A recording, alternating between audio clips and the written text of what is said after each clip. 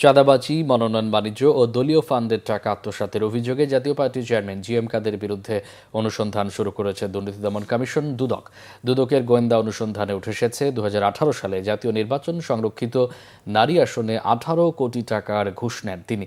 পদ বাণিজ্য করতে 301 সদস্য বিশিষ্ট কমিটিকে দ্বিগুণ করে কোটি টাকা হাতিয়ে নেন।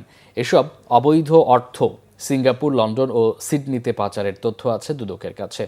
এসব তথ্যের ভিত্তিতে প্রকাশ্য অনুসন্ধানে নেমেছে দুদক। এদিকে আওয়ামী লীগের জ্যেষ্ঠ নেতা ও 14 দলের সমন্বয়ক আমির হোসেন আমু, তার মেয়ে ও শ্যালিকার বিরুদ্ধে 3টি মামলা করেছে দুদক। মামলায় প্রায় 40 কোটি টাকার অবৈধ সম্পদ ও প্রায় 150 কোটি টাকার সন্দেহজনক লেনদেনের অভিযোগ আনা হয়েছে। এছাড়া বেসরকারি প্রাইম ব্যাংক থেকে ঋণের নামে 100 কোটি টাকা আত্মসাতের অভিযোগে ব্যাংকের সাবেক এমডি এহসান খসরু সহ 11 জনের বিরুদ্ধে মামলা করেছে দুদক। চেয়ারম্যান জাতীয় পার্টির বিরুদ্ধে